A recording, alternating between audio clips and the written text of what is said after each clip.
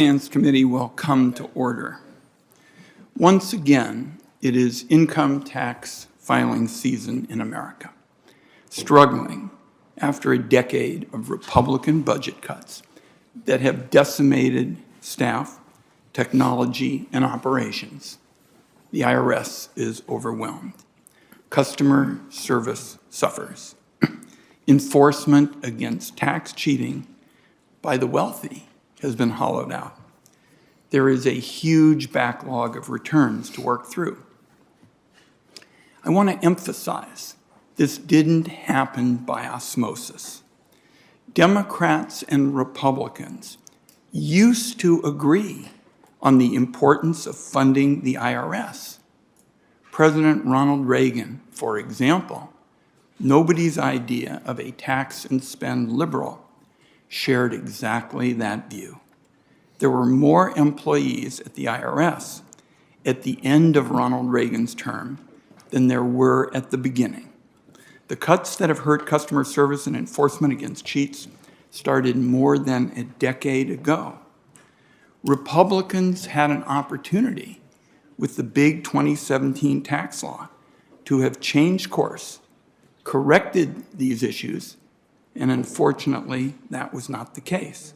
They could have worked on processing to deal with the backlog, and the country would have been in better shape to deal with the stresses of the pandemic. That was not done. In fact, the budget cuts continued while the tax cut got more complicated. So the result is what you see today.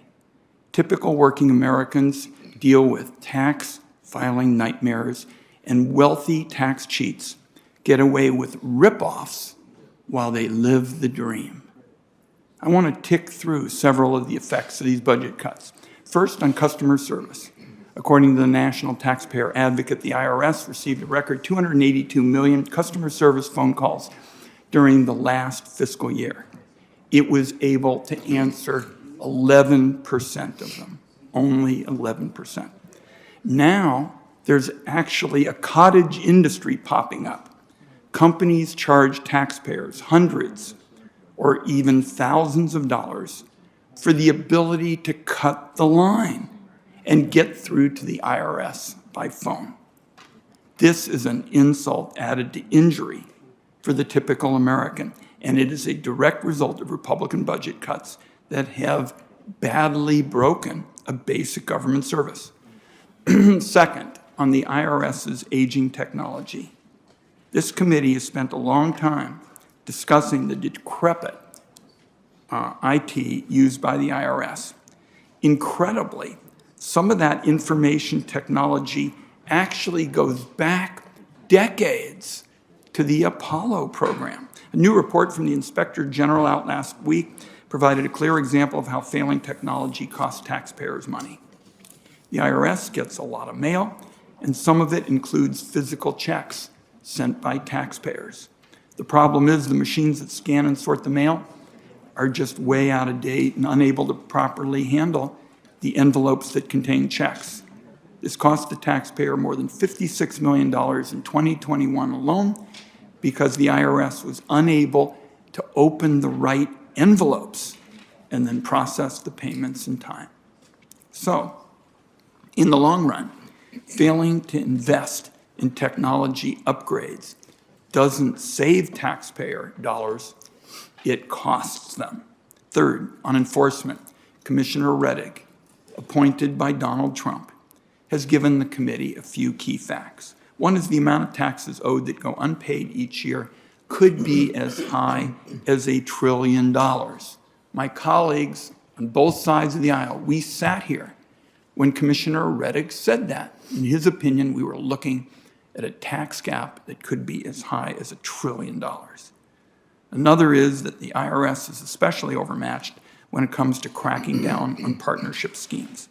This is one of the go-to tax avoidance loopholes for the wealthiest. Partnership rules got a whole lot more complicated under Donald Trump. The IRS, meanwhile, is unable to audit only a small sliver of the partnership returns that come in. This is in part because there are fewer auditors working today than at any point since World War II. Now, when the tax rules get more complicated and the IRS Enforcement Division shrinks, it's no surprise that high flyers see a green light for cheating. I would just say, colleagues, we've got to work and work aggressively to stop this. Furthermore, at a time when a lot of members are concerned about prices going up for a lot of goods and services, closing the tax gap, and making sure the rich pay what they owe is a promising way to cut the deficit and to fight inflation. I'd rather go that route than cut financial support for working families who walk an economic tightrope every day. A couple of points, and then I want to let Senator Crapo give his remarks. Commissioner Rettig made the right call here in the last few days, dropping the plan to require taxpayers to use facial recognition to assess their Internal Revenue Service data. The use of this technology raises serious concerns dealing with privacy and civil liberties, as well as built-in biases that can have a harmful impact on women, Black, and Latino Americans and seniors. My view is when you're talking about digital identity, this is IT infrastructure, it's sensitive, and the government should not be outsourcing. The finance staff and I were in contact with the Internal Revenue Service as soon as it was clear this facial recognition contract was causing problems, and we pushed hard for them to reconsider. The IRS made the right decision. The reality is protecting the Americans' privacy and increasing security are not mutually exclusive. They're not. It's like what Senator Cornyn and I face on intelligence.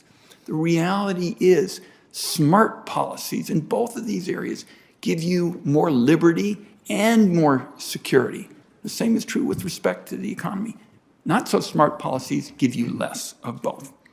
Going forward, this isn't just an IRS issue because the same shady contractor in facial recognition technology is used by 9 other agencies. Senator Crapo and I have talked often about this issue of the committee doing more on privacy. I think it is ripe for bipartisan issues. I hope colleagues will want to work together on this going forward. We also want to welcome Erin Collins, a new taxpayer advocate. This is her first hearing with the committee. We always count on the taxpayer advocate. Tough shoes to fill with Nina Olson. I'm telling you that. She's incredible. And so we're glad that the new taxpayer advocate's here. The whole committee looks forward to working with her. We welcome all our guests. Senator Crapo.